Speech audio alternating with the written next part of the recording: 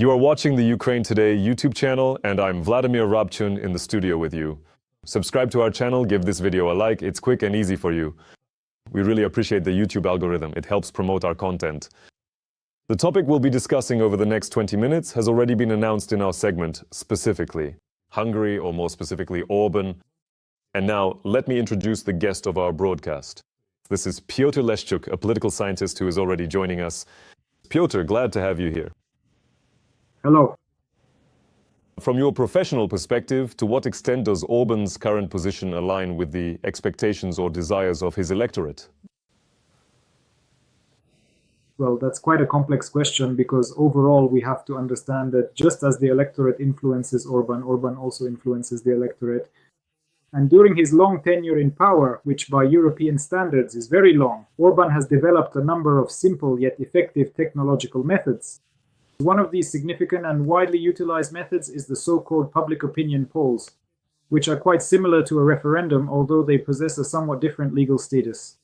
He conducts these polls regularly and consistently, and they invariably involve voting by mail, ensuring broad participation. In particular, one of the subsequent polls addressed the issue of Ukraine's accession to the EU. And after that, even though a significant number of citizens simply ignored all these polls, Orban later boasted about the results of this poll, claiming that the Hungarian people are against Ukraine joining the EU. And in this way, Orban supposedly constantly demonstrates the highest level of democracy, although in reality, all these polls are highly manipulative, both in terms of their topics and the way they are conducted. Moreover, Orban actively uses a variety of topics that are traditional for any autocracy, particularly the image of an external enemy, in which obviously Ukraine plays the main role. There is a constant and pervasive fear-mongering about Ukrainian influence, the perceived Ukrainian threat to the Hungarian economy, and indeed to Hungarian society as a whole. And naturally, such propaganda has a certain effect. All the more so because Orban's electorate mainly consists of residents of rural areas and small towns, who, in this respect, including in terms of information, stand in opposition to the residents of large cities. Notably, Orban always loses elections in Budapest, specifically in Budapest. And traditionally, the mayor of Budapest is always some opposition politician. So, in other words, the most, let's say, educated segment of Hungarian society is in principle opposed to Orban. But thanks to the undeniable fact that he consistently stirs up xenophobia, various other negative sentiments, a profound fear of outsiders, a strong anti-Europeanism, and a pronounced anti-Atlanticism. Because of all these deeply ingrained factors, until very recently, Viktor Orbán has been quite remarkably effective at controlling the overall situation within the country and has successfully managed to stay firmly in power for a very considerable amount of time indeed. But now the situation is changing because in reality, for example, the current leader, practically the leader of the opposition in Hungary, Péter Magyar, comes from Orbán's own party, is much younger, and represents the new generation in Hungarian politics. And overall, you can't really say that he radically opposes Orbán's policies from a strictly legal standpoint. That is, he's not some kind of progressive liberal or a staunch socialist. He also holds fairly right-wing, conservative political positions. But the main significant legal difference between Magyar and Orbán is that Magyar does not set himself against the broader European Union, or, let's say, the Atlantic choice. On the contrary, he explicitly states that this is the essential future for Hungary, and he speaks very negatively and critically about Orban's pro-Russian electorate and its implications. And thus, in fact, Orban has ultimately ended up with a primary political opponent who is quite close to him legally, although with some significant and notable differences. These particular differences do not fundamentally reject Orban's established rhetoric, but they do strongly and vocally criticize Orban for his most vulnerable points, particularly regarding widespread corruption. And Orban's corruption, in terms of public resonance, has already gone far beyond the borders of Hungary. Basically, everyone has seen Orban's palaces, and in general, everything related to the corruption of the Hungarian government. Thus, You know, like in American movies, anything you say can be used against you. Everything Orban says today, can it be used against him during the political struggle for the prime minister's seat? I mean, both his statements themselves and what those statements are connected to. Because judging by what you said, for example, yes, there is an element of electoral pressure. People expect such statements from him, so he makes them. On the other hand, he says so many anti-Ukrainian things, and so often that it feels almost personal. If it is personal, then why does he tie it to general policy? And if it's not personal, then what is the reason behind this open anti-Ukrainian stance or open pro-Russian opposition? In general, can his opponents or the opposition use this against him? And if so, how? And specifically, what among all this could be used against Orban in political struggle? I think that overall Orban has no personal reasons to feel any animosity toward Ukraine. I believe that in this case there's nothing personal, just business. And the business side is basically clear. In other words, it's just plain political corruption. So, well, we started the discussion about whether there might be some kind of compromising material on Orban and so on. But in reality, I think it's much simpler than that. That is, Orban has always been a straightforward populist. And he came to power as a populist, riding on rather popular slogans at the time.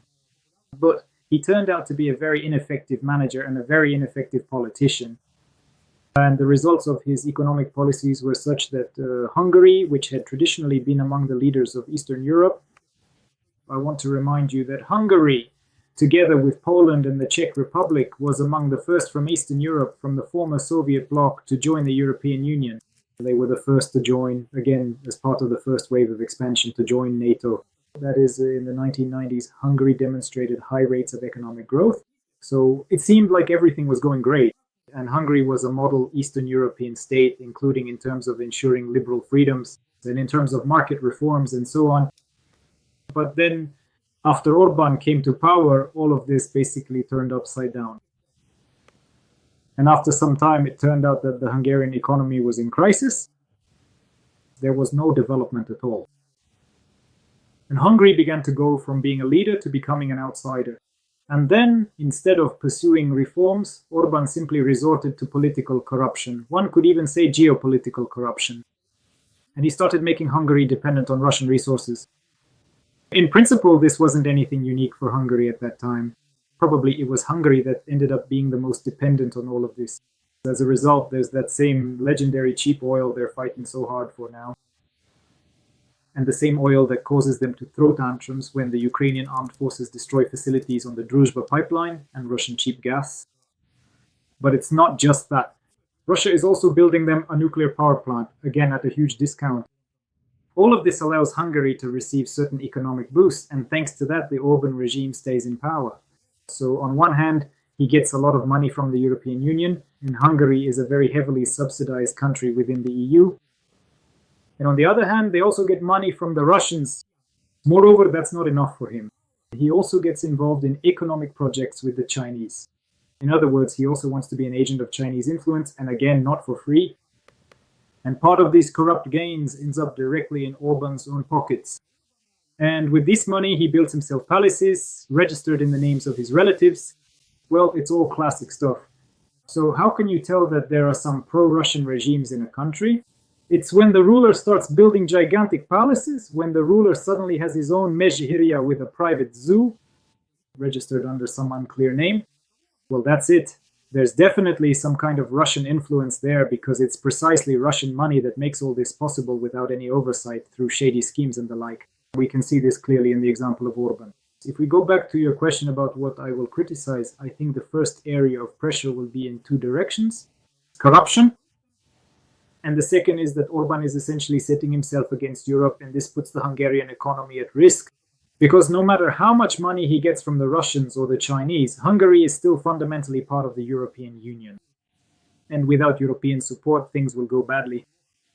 And Orban is doing everything to deprive Hungary of its role and participation in the common European market.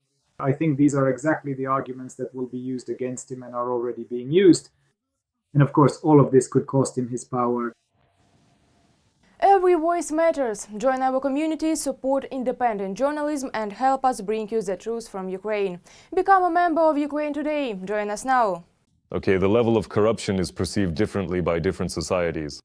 Well, I dare say that there is a certain level that society can still tolerate without strongly demanding that their leaders give up this corruption. Let's suppose, yes, and this is purely hypothetical, There is a level of corruption that is so deep that it becomes a kind of compromising material. That is, if certain people find out about it, they can use this information to manipulate one politician or another.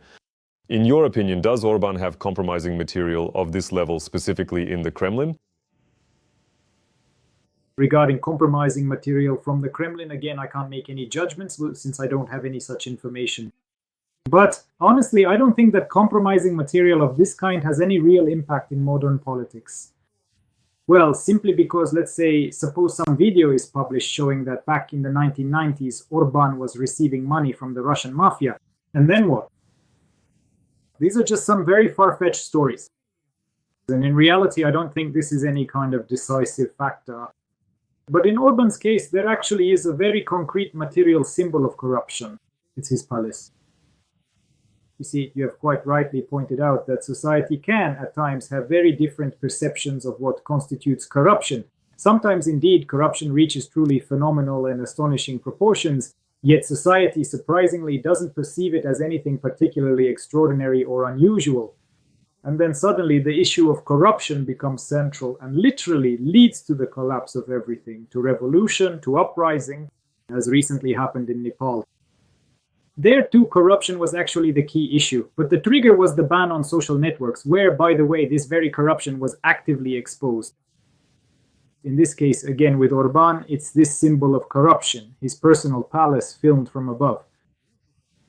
Well, probably that's the image he won't be able to shake off anymore. In other words, you can genuinely say as much as you truly want that you deeply care about the people, that you are absolutely not interested in mere money or financial gain, and that all the various accusations and allegations leveled against you are completely unfounded and without any real basis. But if you in fact live in a lavish palace of highly dubious origin, and you simply cannot adequately explain the true sources of your considerable income, or even precisely who actually and ultimately owns all of it, well then that's basically and quite simply just a very vivid and undeniable symbol of profound corruption. And I'm sure that this symbol of corruption will come back to haunt Orban more than once. Okay, we're keeping an eye on how things develop, and if I may, I'd like to touch on another politician who, well, okay, I won't draw any parallels between them, even though sometimes I want to, but still. US President Donald Trump arrived in the United Kingdom on an important official visit, where he subsequently met with His Majesty King Charles III, and there are several truly interesting and noteworthy points right away.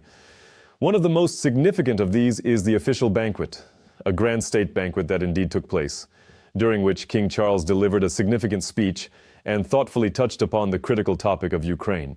And not only did he touch on the topic of Ukraine, but he also said that there is a long-standing friendship and alliance between the United States of America and Britain, which has endured through world wars. And now the ongoing fight against this global evil is also happening, in particular through support for Ukraine. Ukraine, which needs this support. At that moment, Trump didn't say a word, and from his facial expression, it was hard to tell whether he liked such remarks or not, or whether he was listening attentively or not. Nevertheless, even before this meeting took place, many people were saying that it was Charles III who could influence Trump's position or even change it, persuading him to lean more toward the Ukrainian side. From your professional point of view, is that really the case? Well, first of all, a small remark regarding this. We can either draw parallels. We can, and we have grounds for it, simply because Trump himself has given us those grounds. There is no other European leader about whom Trump has spoken, and moreover, he has spoken exclusively in a positive light. That is probably the only leader of a European country about whom Trump spoke a lot, even during the current election campaign, and spoke exclusively in a positive way, is Orban. So yes, we can draw parallels, but that's not the point right now. Now, regarding the significant influence, of course, we understand perfectly well that this is quite a subtle and intricate plan, a truly delicate diplomatic line that the United Kingdom government has carefully chosen to strategically use the esteemed figure of King Charles III as its primary and most valuable diplomatic asset. Through the third monarch, a truly legitimate and rightful monarch, so to speak, the very embodiment of the long-standing monarchist tradition by birth, and in general, everything profoundly traditional that still exists in our modern world today. Probably this is something that should influence Trump, who, as we know, has always been very sensitive to ceremonies, to everything beautiful, pompous, and luxurious. and probably the reception that the king is giving him. Moreover, this is indeed the very first time that a reigning monarch in the United Kingdom has graciously received a United States president at such a significant and distinguished level, not just once, but twice. Probably this remarkable occurrence should serve as a solid and foundational basis for a much more substantive and meaningful conversation at the highest government level between the United States of America and the United Kingdom. In other words, essentially, Charles is the main diplomatic asset of the United Kingdom in negotiations with the US, which they hope to make productive. Of course, that's not the only thing. There are supposed to be rather significant agreements in terms of mutual investments, but this is part of it as well. In other words, to show respect to Trump so that the conversation with him would be more constructive. Will it actually be more constructive? Of course, I don't know for sure, but in general, I want to point out that probably by now, European and world leaders as a whole have learned how to communicate with Trump. They've learned to anticipate his reactions, that is, by understanding his entire psychology, his personality type. And overall, the British are also demonstrating that, generally speaking, they have very ancient and illustrious traditions of diplomacy. Well, we can only continue to follow the developments. It's not as if Trump immediately returned from the UK and made a statement in support of Ukraine or against Putin, although while in London he did say that Putin had disappointed him. What will come of these statements and whether anything will come of them at all, time will tell, but that's a topic for a separate discussion. Petro, thank you very much. Thank you for your analysis and for the information you provided. Petro Oleshchuk, political analyst, joined our broadcast. Thank you. Yes, all right. Yes, all right. Yes, all right.